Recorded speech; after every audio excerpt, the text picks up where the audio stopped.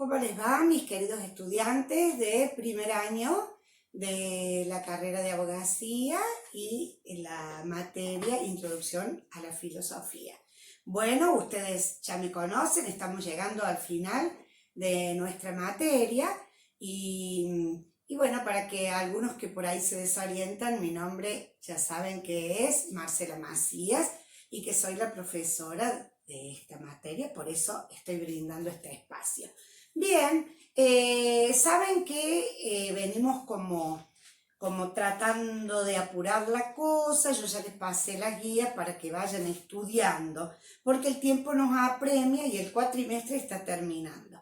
Bien, yo voy a filmar este video y voy a terminar de darle lo básico de los contenidos de la materia. Por supuesto, como siempre, ustedes tienen que abonar todo lo que ven en el video y escuchan en el video con el estudio del material bibliográfico. Bien, vamos entonces a entrar en esto y ya les paso rapidito el anuncio de que voy a estar subiendo, yo les voy a avisar por WhatsApp, las pautas de cómo vamos a evaluar. Lo que sí les puedo decir que tengan ya, como ya les he dicho varias veces, las guías hechas, porque el primer paso de la evaluación para poder regularizar va a ser que les vamos a solicitar las guías. Si no me equivoco son 5, ¿verdad? Las guías, la parte escrita, van a tener que enviarlo, pero no empiecen ahora a mandar a dónde envío, a dónde envío, a dónde envío. Ya les vamos a avisar a dónde envían. Va a ser un mail, un correo, y ahí van a tener que enviar todas las respuestas de su guía. Y después ya les vamos a explicar cómo termina este proceso evaluativo. Bueno, vamos a comenzar porque tenemos mucho para decir. Si ustedes recuerdan, yo sí lo recuerdo, hemos estado en el último video analizando la unidad 5, pero nos faltó, dos autores nos faltaron. Nos faltó Hobbes y Rousseau. Estos dos autores no son poco importantes. En realidad, estos autores no están puestos en la unidad en orden cronológico, según la época que vivieron, sino están estos dos autores al final de la unidad 5, que yo quiero hablarles de ellos para darles las pautitas para que los estudien, como unidos, porque a los dos los une el hecho de haber sido contractualistas. Entonces, voy a hablar, hablo medio apuradita hoy para poder terminar la materia. Vamos a hablar de Thomas Hobbes. Thomas Hobbes es un pensador inglés que nace a finales de 1500 y vive hasta avanzado 1600. Él se puede decir que en realidad su pensamiento es precartesiano, o sea que antes que René Descartes, pero él conoce a Descartes y le impresiona el método cartesiano. Entonces, él hace un análisis de qué es el hombre, se ocupa de la parte antropológica, el sentido del hombre y de la naturaleza. Él escribe en realidad su obra en latín y en inglés. Las obras, bueno, tiene varias obras escritas, de Corpore, de Homine, de Civi, y el Leviatán. En el Leviatán, que es la obra en la que en realidad expresa su teoría del Estado, nos vamos a detener dentro de un ratito un poquito. Bien, podemos decir que él conoce este racionalismo, pero él se enrola dentro de lo que llamamos la corriente empirista. Él dice que el hombre se debe preparar para la práctica. Respecto de los universales, ¿se acuerdan que ya hemos hablado que en la época de la escolástica era el gran tema de la existencia o no de los universales? Hobbes sostiene que los universales no existen, sino que son solo formas de llamar a algo que el hombre logra tener una idea a partir de una creación de la mente. Entonces, su metafísica también es una metafísica naturalista. Dice que él en realidad habla de que el hombre en el ser real es donde adquiere la verdadera existencia, por lo tanto dice que todas las cuestiones o los procesos psíquicos tienen un fundamento en la experiencia, un fundamento corporal. Entonces dice que no existe el alma inmaterial, sino que lo que existe es una libertad limitada por un determinismo de la naturaleza. ¿Qué quiero decir? Que la voluntad del hombre no es absolutamente libre, sino que va a estar condicionada por la naturaleza. Bueno, respecto de la doctrina del Estado, que es a donde quiero llegar, él habla de que él hace un análisis del origen del hombre. Y él dice que para él los hombres originariamente eran todos iguales. Todos tenían, existía la igualdad, existía esta vida en igualdad. Pero dice que cuando los hombres no logran este estado de bienestar por ser todos iguales, esa es una teoría, ¿no?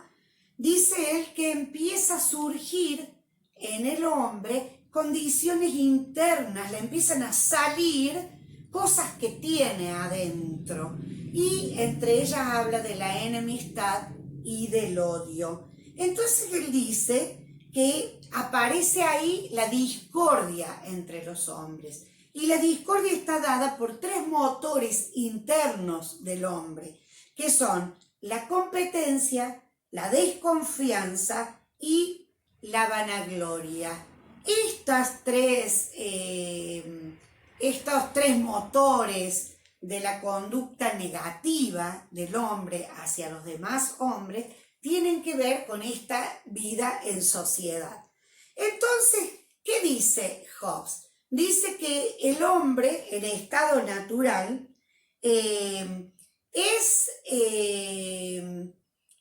podría haber disfrutado de la libertad, pero cuando aparece, le aflora ese egoísmo, empiezan los problemas y él se transforma en un verdadero lobo del hombre. Esta es la frase con la que se lo identifica. El hombre, lobo del hombre. Entonces, ¿qué hace este ser humano que era libre y que cada uno era soberano? Tiene que hacer un pacto para evitar que otro que tenga mayor fuerza que él lo haga desaparecer. Porque dice, en esa discordia permanente se produciría un caos que terminaría con la humanidad.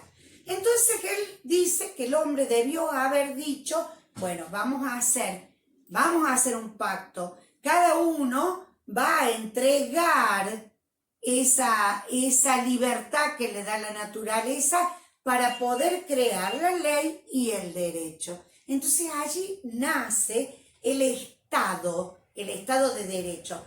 Pero fíjense la idea es, él lo identifica con el Leviatán, con esta especie de Dios bíblico que va a ser el que va a repartir los bienes de este hombre que le entrega voluntariamente toda su libertad para que él pueda repartir los bienes. Ahora, este Leviatán no es un Dios absolutamente bueno, sino que es un Dios al que el hombre le va a entregar todos sus bienes, pero no se los va a poder quitar. Entonces, una vez que el hombre hace este pacto por el que puede vivir en sociedad, que los hombres queden todos iguales, van a quedar regulados por este Estado que le va a tomar sus derechos y los va a manejar como a él le plazca. Entonces, el hombre no va a tener, valga la redundancia, derecho a quejarse de los actos de este Leviatán que va a ser quien va a manejar el Estado. En realidad, esta teoría del Estado de Hobbes, que yo los invito a que lo lean, lo que hace en su época es justificar a las monarquías absolutas. Él vive en una época en donde la monarquía de los Estuardo tenía que ser justificada porque estaban en plena lucha en las distintas partes de Europa. Bien, vamos a otro autor que vemos, que es Jean-Jacques Rousseau, como se escribe. Rousseau es un pensador francés, vive en 1700, y Rousseau también habla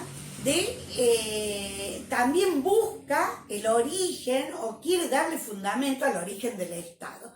¿Cómo lo hace? Y lo hace con una idea similar a la de Hobbes, comenzando por analizar cómo debía ser o cómo ha sido la naturaleza del hombre para poder decir o justificar cómo tiene que evolucionar para llegar a la organización de la sociedad.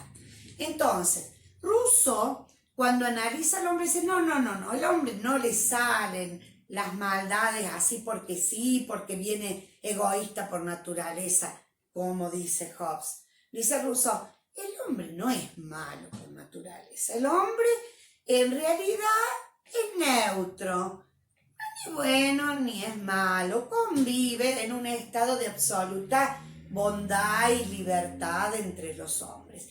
Pero como lo natural lleva al hombre a empezar a sufrir lo que él llama la escasez, el hombre comienza a apropiarse de los bienes materiales. ¿Qué viene a ser esto? Cuando algo escasea, empezamos a hacernos dueños. Entonces, porque si todos necesitamos comer, por ejemplo, y los frutos que comemos todos son escasos, ¿qué empezamos a hacer? Y tomamos lo antes posible la porción para poder sobrevivir. Entonces, cuando el hombre comienza a actuar de esta manera, empiezan a hacer lo que es propio, la propiedad privada. Esto es mío, ya es mío, no te lo doy. Y el otro empiezan entre los seres humanos a competir por esta cuestión de la necesidad de satisfacer sus propias necesidades. Entonces Rousseau dice, ahí el hombre, y tiene que empezar a luchar uno contra otro, pero como el hombre no es malo por naturaleza y tiene la posibilidad de buscar formas racionales de actuar, dice, el hombre tiene que hacer entre todos los que conviven en una sociedad, deberá hacer un pacto entre todos, por eso le llama el pacto o contrato social, en el que van a sentar entre todos las bases, como decir, vamos a poner las reglas de este juego.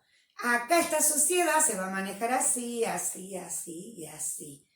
Y en esas pautas van a tener que decidir quién va a ser el que va a sostener eso que están inventando. Y así, él dice, nace la idea de Estado. Pero ese Estado es diferente al Estado que Hobbes hablaba o identificaba con el Leviatán. Porque Rousseau no habla de que los seres que constituyen esa sociedad vayan a tener que darle toda su libertad al Estado, sino que ese Estado va a estar constituido por los mismos que le dan parte de su libertad, cumpliendo las normas que ellos mismos crean, pero que si los que manejan ese aparato estatal se apartaran del bienestar y de la libertad y de los derechos de quienes lo crearon, los mismos creadores, o sea, los hombres que forman esa sociedad, tienen derecho a reaccionar en contra del Estado, porque no hay una entrega de las libertades. Entonces, ¿qué tipo de Estado es el que propicia Rousseau? Y Rousseau propicia un Estado de democracia.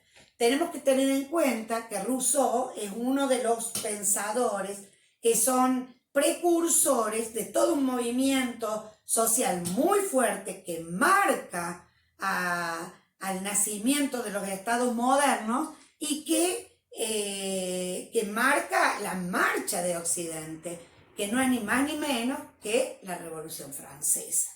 Entonces, así Rousseau, Voltaire, Montesquieu, son todos pensadores que contribuyeron con su pensamiento a ir formando esto que termina en el Estado francés que sale de la Revolución Francesa. Bueno, esto ya lo habrán visto ustedes en historia. Aquí habríamos terminado entonces la unidad 5. Vamos a la unidad 6. En la unidad 6, paso así rapidito, vamos a hablar de Immanuel Kant. Immanuel Kant es un pensador que ustedes ya lo vieron allá en la unidad, cuando vimos la ética, en la unidad 2 del programa. Así que yo voy a hablar poquito de Kant en lo que atañe a esta unidad. El pensamiento de Kant. Kant es un pensador crítico. De hecho, que sus obras son críticas a la razón pura, críticas a la razón práctica, crítica del juicio. Cuando hablamos de crítica, lo que estamos haciendo en realidad es hablar de un pensamiento estrictamente lógico. Entonces, para yo situarlos a ustedes en la idea de Kant, Kant lo que hace es situarse entre el racionalismo y el empirismo. Entonces critica al racionalismo, critica al empirismo. Entonces, ¿cuál es la postura o la posición que él quiere lograr o que él logra? Él quiere lograr una postura intermedia entre estas dos corrientes radicales, el racionalismo extremo y el empirismo radical o máximo empirismo. ¿Y qué logra? Sí, logra tratar de encontrar postulados que desde la lógica tengan las bondades de los juicios lógicos que utiliza el racionalismo y las bondades del empirismo. Ustedes cuando lean profundamente este autor van a comprender bien lo que les estoy diciendo. Entonces, yo básicamente les digo, Kant en esta crítica de estos dos extremos, ¿se acuerdan de Descartes, las ideas innatas, y Locke? No, nada de ideas innatas, todo es puramente práctico o empírico, entonces, o sensitivo. Él encuentra este estado de intermedio, esta postura intermedia. Allí vamos a ver entonces que en su postura intermedia, él como filósofo trata de encontrar máximas o normas que sirvan en todo tiempo, en todo lugar. ¿Se acuerdan lo que ya vimos en ética? Entonces, cuando ustedes hablen de la moral kantiana, en realidad ya lo han visto. Esta forma que tiene Kant de buscar normas universales que tengan que ver con este actuar voluntario del hombre, en el que lo único verdaderamente o esencialmente bueno es la buena voluntad. Y así llega al enunciado de los imperativos categóricos. No nos olvidemos nunca que son normas que tienen validez en todo tiempo y lugar. Por eso llegan a ser verdaderas normas filosóficas. ¿Cuál es el imperativo moral? ¿Se acuerdan? Se lo voy a decir de una manera práctica. Cuando no sepas cómo actuar y quieras actuar bien, obra de tal forma que tu modo de actuar pudieras decir que se haga ley universal. ¿Se acuerdan? Otro imperativo es el imperativo kantiano que dice, siempre que obras, toma al ser humano como un fin en sí mismo y nunca como un medio. Bueno, los dejo para que ustedes estudien a Kant. Kant,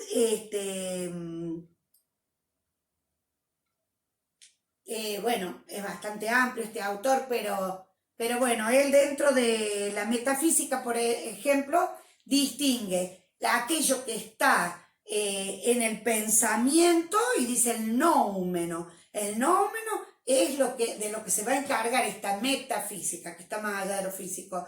Y él dice, si existe el noumeno, que no puede tener comprobación en la ciencia, ¿qué es lo que tiene comprobación en la ciencia? Los fenómenos. Bueno, así rapidito pasamos ya la teoría de Kant. Ahora vamos a entrar, no sé, creo que tengo un tiempito, vamos a entrar a Hegel. Hegel también es alemán. Se pronuncia Hegel, se escribe Hegel. ¿Se acuerdan que yo ya se los nombro una vez? Y generalmente cuando van a rendir los exámenes dicen Hegel y se les arma lío. Bueno, es el mismo. Pertenece también a la corriente idealista y la teoría de él es una fenomenología. En esta fenomenología, Hegel, es muy importante el paso de Hegel, que él en realidad está en 1700 avanzadito. El paso de Hegel a esta parte de la historia ya de la modernidad, a donde ya vamos a ver cómo continúa esta idea de Hegel. ¿Cuál es la idea central de Hegel? Hegel habla de que todo se mueve en un mundo de los fenómenos. Estos fenómenos tienen un constante movimiento, pero ese movimiento no se da porque sí, sino que el movimiento se va dando de manera espiralada, partiendo de lo mismo para saliendo y dando la vuelta volver a lo mismo. Esta idea, ténganla. Yo siempre que hablo de Hegel hago esta idea de espiral, no de círculo. ¿Por qué? Les explico. En la fenomenología, él dice que existen 3 momentos en este movimiento fenomenológico. El primer momento es lo que él llama la tesis. Serían los estadios o estadios, según como les querramos llamar, de la dialéctica hegeliana. Son 3. Primer momento es la tesis. Segundo momento es lo que se le opone a la tesis. Y yo siempre les digo esta palabra de este modo para que se acuerden.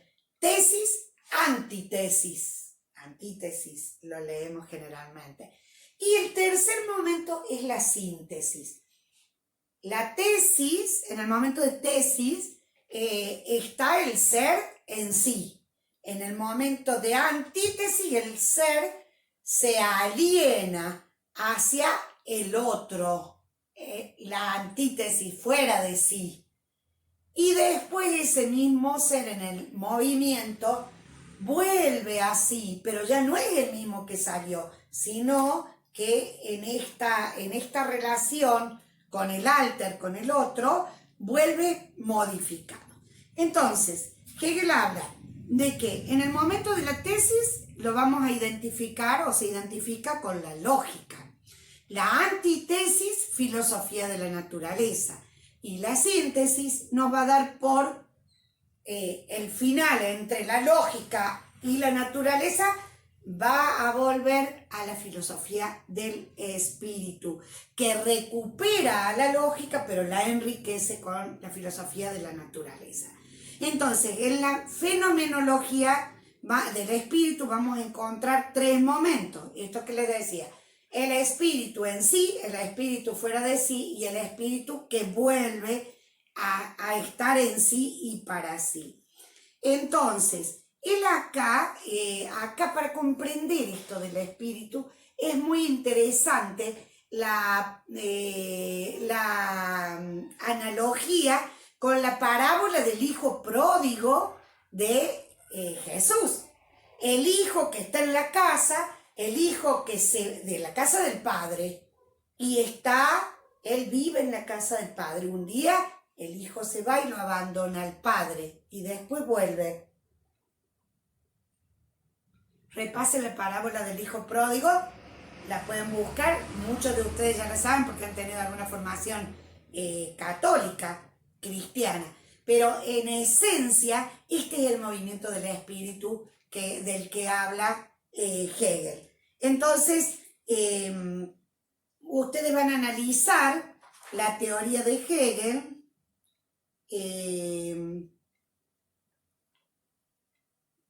y yo les cierro esto. En este movimiento del espíritu, él distingue el espíritu subjetivo. Dice, primero, ¿cuál sería? El ser en sí. Sería el momento, dice él, de autoconciencia.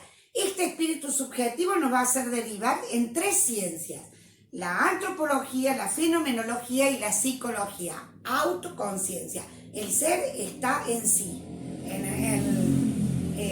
No los quiero confundir, pero sería el hijo de la casa del padre. El segundo momento, el espíritu objetivo. Ya se despersonaliza, se aliena, se va, está ahí. Tiene tres formas, dice él. Acá aparece el otro, entonces aparece el derecho, la moral y la ética. Ahí nace el Estado, dice él. Y el tercer momento del espíritu va a ser el espíritu que vuelve así, pero modificado. Y eso él le va a llamar el espíritu absoluto. Es el espíritu objetivo que se universaliza y se hace absoluto. Ya se mueve de sí y para sí. Es interesante que sepan. Entonces, dice que la filosofía es una sola, dice Hegel. Es la historia de los actos libres del pensamiento, la evolución, el desarrollo y el pensar mismo. A través de los tiempos nos va a dar lo que es la filosofía.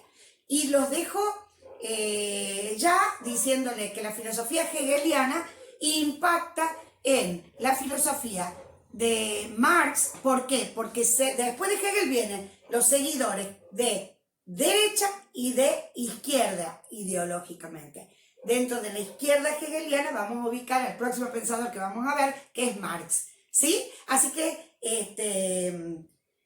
vamos a continuar entonces con Marx. Bueno, Marx. A Marx lo dejo un poquito porque antes tenemos que ver a Kierkegaard, que es el padre del existencialismo. Es el último punto de la unidad 6.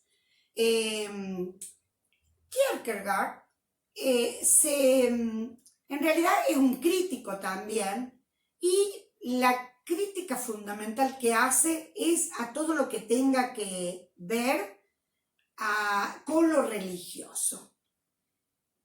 Kierkegaard lo critica a Hegel, pero en realidad toma mucho de Hegel, porque él dice, él lo estudia Hegel y dice, yo no estoy de acuerdo en que exista una dialéctica, este movimiento del que habla Hegel, que sea objetiva, que sea necesaria.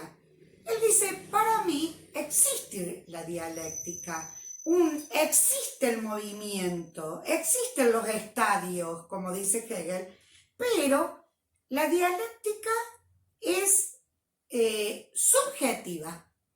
Tiene que ver con lo contingente, o sea, lo que puede estar o no estar, porque cada ser es diferente.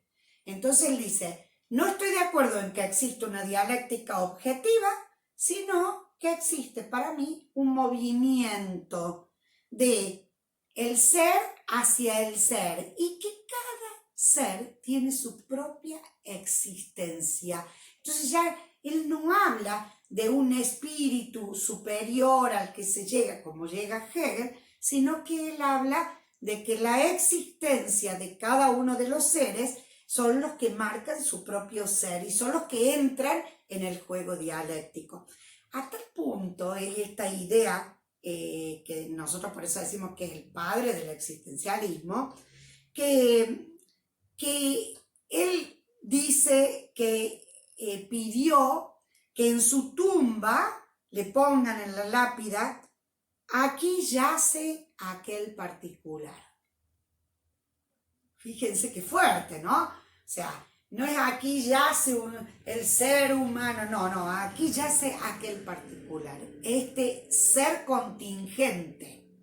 Bien, entonces dice que la verdad no va a ser una verdad absoluta, sino que la verdad va a existir como verdad en tanto sea verdad para mí. Entonces, él va a supeditar la verdad a los postulados de la propia existencia.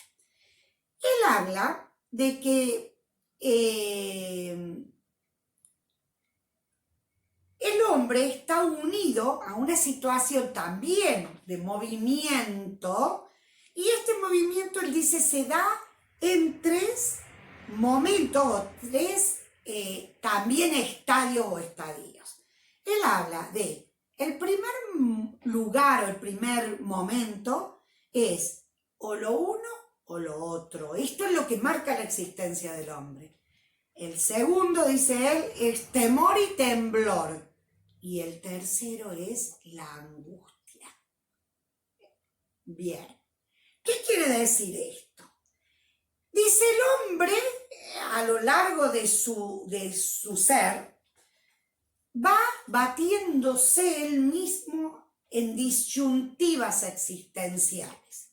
La primera disyuntiva es entre lo estético y lo moral, entre la vida estética o lo moral, entre lo bello o lo que me gusta o lo que debo. Entonces él dice, acá es el primer momento, es de el o lo uno o lo otro. De acá, de esa disyuntiva de la vida estética o vida moral, va a salir la segunda. La segunda dice, o vida moral o vida religiosa, temor y temblor. Y finalmente, en la tercera, va a ser el concepto de angustia. ¿Cómo se da esto? Entonces dice, en la primera, dice lo estético, este primer momento, es el propio del poeta.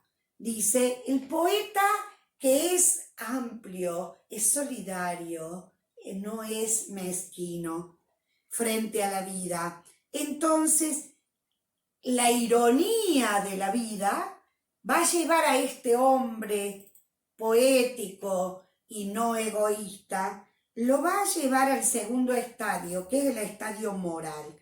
¿Por qué? Y porque necesita encontrar qué es lo que está bien, y esa permanencia en ese estadio le va a dar estabilidad, tranquilidad. Entonces va a poder distinguir entre el bien y el mal. Cuando descubre el mal, va a pasar al tercer lugar, que es tratar de llegar a la estabilidad, pero desde otro ángulo, que es el ángulo de la fe. Entonces va a llegar a la religión, a lo religioso. Entonces, cuando descubre lo religioso y lo camina en este andar propio, filosófico, que viene trayendo todos estos estadios, va a ser consciente de su propia angustia. Entonces dice, ¿qué es la angustia? Y la angustia es el producto de confrontar al hombre con lo malo y eso le causa desesperación. Entonces se angustia de su propia existencia. Bueno, lo dejo también para que ustedes lo estudien. Ahora pasamos rapidito a tratar de terminar con la unidad 7. Vamos a la 7. En la 7 vamos a encontrar dos pensadores muy interesantes. Uno de ellos, que es con el que les hablé hace un rato, que en realidad no se opone como Kierkegaard a la teoría hegeliana, sino que sigue también esta idea de Hegel, que en realidad este pensador se discute. ¿Por qué lo vemos en filosofía? Porque si no ha sido un verdadero filósofo, pero tiene un gran peso en la idea del hombre y tiene un gran peso en los cambios sociales contemporáneos, podríamos prácticamente decir. Entonces, él vive en 1800, pero su legado tiene que ver con lo filosófico, sociológico y político hasta nuestros días. Me estoy refiriendo a un señor que se llamó Karl Marx. Bien, también es un señor alemán y representa a una nueva corriente sociológica y política que se viene dando por los cambios que se vienen dando en la sociedad. Él escribe varias obras, ¿no? Una es Diferencias entre Epicuro y Demócrito. Después, él habla en sus obras de sociología, de economía política, pero se lo conoce fundamentalmente por El Capital y el Manifiesto Comunista. El Manifiesto Comunista, como obra, él en realidad no la realiza solo, sino que la realiza con otro autor, que es Engels, y no llega Marx a estar vivo cuando en realidad se termina la obra. Entonces, lamentablemente, él no ve la edición de la obra, pero se crea a partir de esa obra todo el movimiento de partidos políticos que nacen como el comunismo. Entonces, fíjense si no fue importante y sigue siendo importante hasta nuestros días. Bueno, desde el ámbito filosófico, yo les voy a ir puntualizando algunas cosas. Él escribe sobre el materialismo dialéctico y el materialismo histórico. ¿Por qué sostiene o habla de materialismo? Porque a él lo podemos enrolar dentro de la corriente materialista. ¿Por qué? Porque él dice que la única realidad existente es la materia. Entonces, él dice, materialismo dialéctico en realidad es la parte verdaderamente filosófica de su obra. Y el materialismo histórico tiene que ver con lo científico, el análisis científico de la obra de Marx. En el materialismo dialéctico podemos decir básicamente que él dice que todo es movimiento, hay permanente movimiento, pero ese movimiento está dado por la lucha entre los contrarios, que se da permanentemente. Entonces, el movimiento constante pasa de el ser al dejar de ser. Todo cambia. El paso de la materia, dice, no es un paso que no cambia nada, sino que es un paso que le va dando cualidad a la materia. Fíjense lo que dije, si me han prestado atención. ¿Qué dice este autor? Está sosteniendo la teoría de Heráclito, está sosteniendo todas las teorías que confluyen en él, por eso él hace inclusive la crítica a algunos pensadores como Demócrito. ¿Y qué es lo que está sosteniendo? Que todo cambia, pero el ser en el cambio no sigue siendo lo mismo, sino que se va construyendo y va creciendo en esta lógica de el cambio. Y vemos también claramente la influencia de Hegel. Vamos al materialismo histórico. En el materialismo histórico, que sería la parte de la ciencia de lo social de Marx, él habla, acá hace un análisis muy profundo también del hombre. Y dice que el hombre se desprende de la naturaleza a partir de lo que él hace, de la diferencia del hombre, que es un ser de la naturaleza, empieza a diferenciarse del resto de la naturaleza por lo que él hace, la producción. ¿Qué produce el hombre? Todo aquello que modifica la naturaleza para él. ¿Qué es eso? ¿Qué idea tienen ustedes? Es la idea de cultura. Entonces el hombre es un productor de cultura y en eso se va a diferenciar de la existencia de otros seres como podrían ser los animales. Entonces dice, pero el hombre no es libre totalmente porque está condicionado por su naturaleza física. ¿Cómo vamos a ser libres si necesitamos satisfacer necesidades y para ello tenemos las condiciones de la naturaleza? Entonces dice que el hombre crea esta posibilidad que es de poner su fuerza transformadora en la materia de la naturaleza y esa fuerza le va a permitir relacionarse con la naturaleza y con los otros hombres. ¿Qué es lo que van a hacer? Van a hacer dos cosas fundamentales en la teoría de Marx. La idea de la fuerza laboral o fuerza del trabajo y la idea de la fuerza de producción. Dice, las fuerzas productivas entonces, ¿qué son? Los bienes materiales más la fuerza de producción. Ahí se va a dar una relación entre estas fuerzas y en esta relación van a aparecer las técnicas que el hombre va a ir creando para mejorar los procesos productivos, pero también se van a dar distintas relaciones entre los mismos seres humanos. Cuando comienza a darse en este contexto las relaciones de unos contra otros, van a aparecer estructuras sociales que van a caracterizar a la sociedad. Estas estructuras sociales van a estar dadas fundamentalmente por la lucha de los individuos contra los otros individuos. Acá aparece la fuerza de la sociedad. Los individuos que son capaces de ejercer la fuerza sobre el otro y el otro que va a tener que someterse a la fuerza de eso. Entonces nace la idea de el explotador y el explotado. El explotado es aquel que tiene su fuerza laboral, pero que en esa fuerza de producción lo que tiene en realidad, el capital que tiene es su propia fuerza laboral.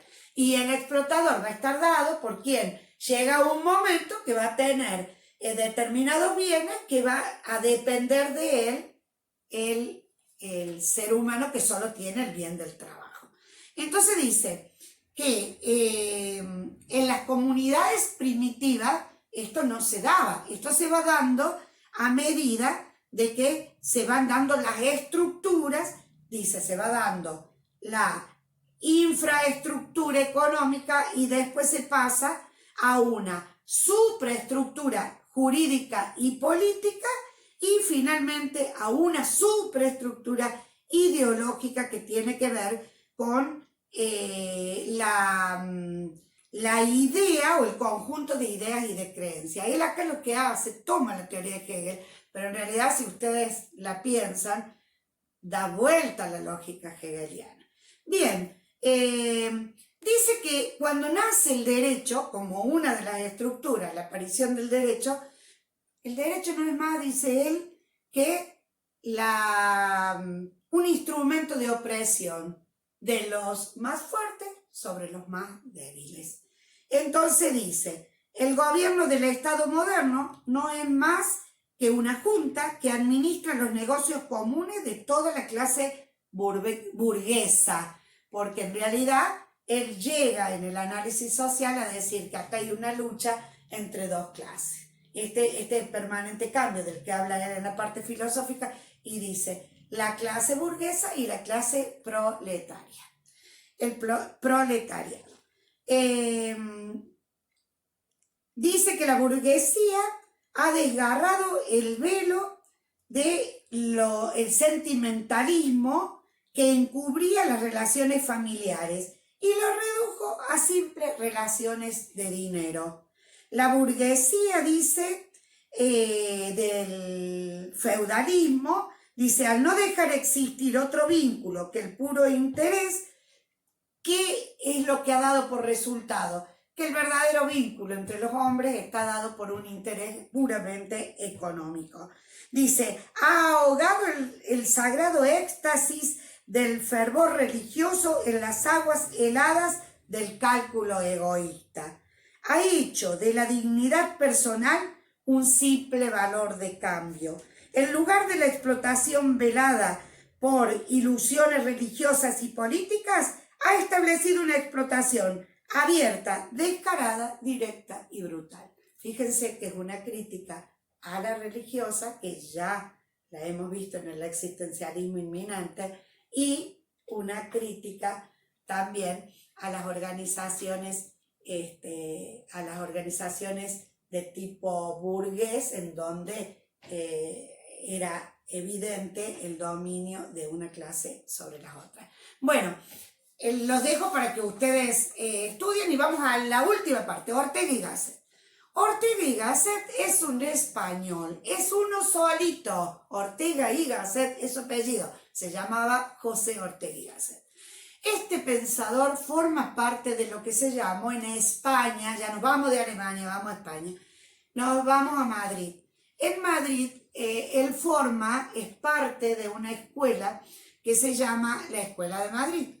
Y ahí fue como un semillero vive a finales de 1883 hasta pasado mediados de 1900, y un semillero de filósofos también por las cuestiones políticas y sociológicas que se estaban viviendo ya no solamente en Europa, sino también en América.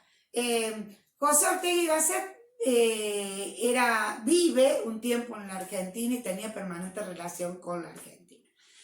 Este pensador, podemos decir que primero era idealista, un idealista crítico, que también quería encontrar un lugar intermedio entre el racionalismo y en realidad, más que el racionalismo y el empirismo, podríamos decir ya en esta época, el idealismo y el realismo. Pero lo que él su teoría se llama vitalismo, y le paso a explicar por qué. Dice, o sea, el ser, nunca se encuentra solo, sino siempre está rodeado de cosas. Yo, dice, el ser, necesita de las cosas y las cosas necesitan al ser. Entonces, cuando él dice cuál es la esencia del ser, ¿qué soy yo como ser? Y acá viene la frase con que se lo identifica y dice, yo soy yo y mi circunstancia. ¿Qué es la circunstancia? Es todo esto que me rodea y que me talla como si yo fuera el yo puro, fuera como una piedra, y la circunstancia es como un escultor que va tallándome para que yo sea este yo que soy.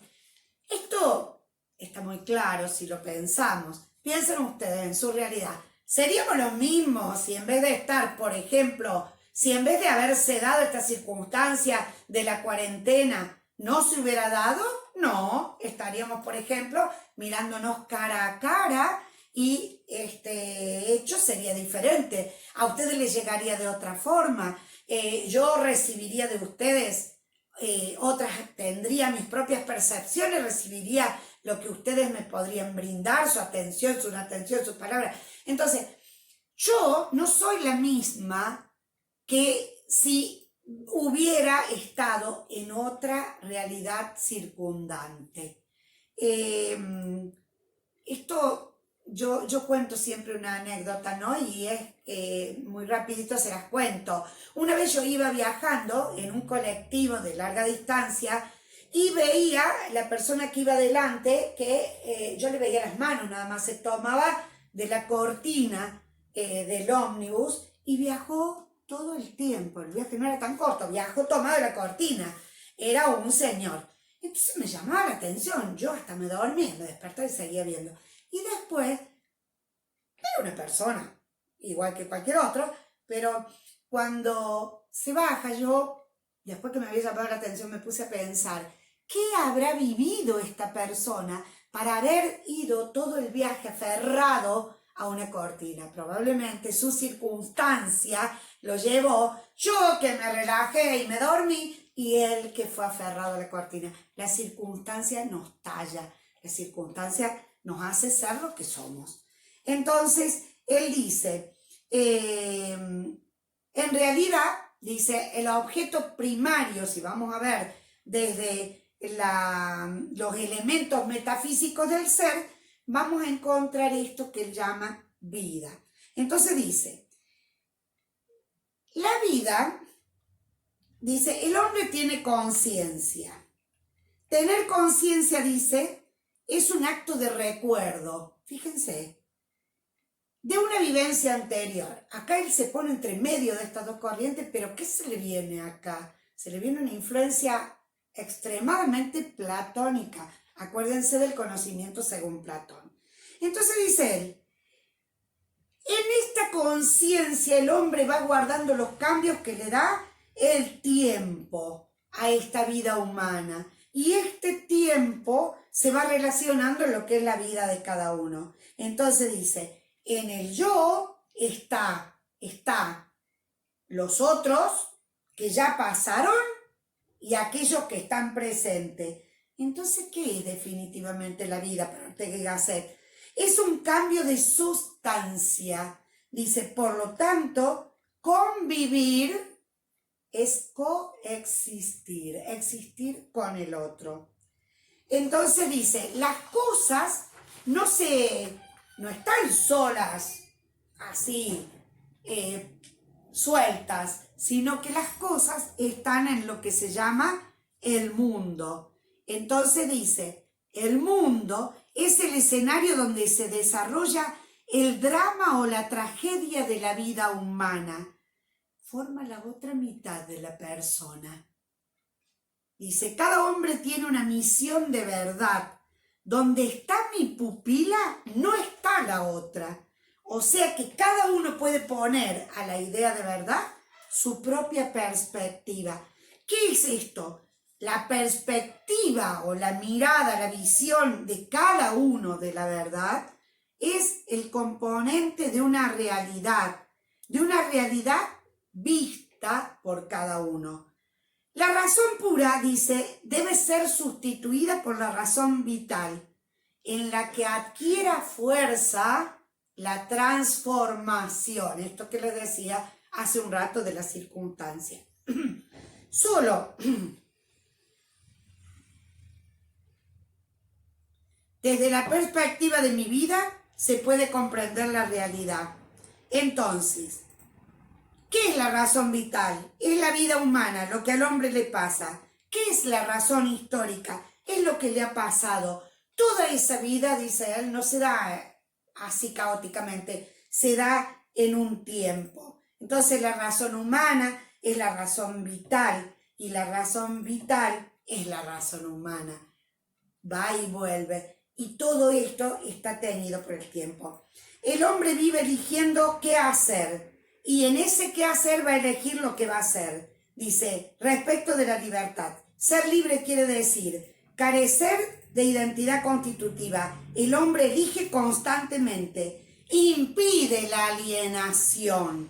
Dice, entre la vida y la naturaleza se da este fenómeno social que le permite vivir o coexistir. Bien, acá ya estamos llegando al final, así que los voy saludando y les digo que no sé si por audio estén atentos a la página, porque ya les voy a mandar bien claro cómo vamos a hacer el proceso de evaluación. Lo que sí, vayan teniendo ya las guías listas, porque a lo sumo el día viernes ya les vamos a estar pidiendo que las suban a las guías. ¿A dónde? A un correo electrónico, a un mail. Bueno, llegamos al final de la materia. Espero haber ayudado a que ustedes estudien y bueno, vamos a seguir este proceso. Un gusto, por supuesto. Chao.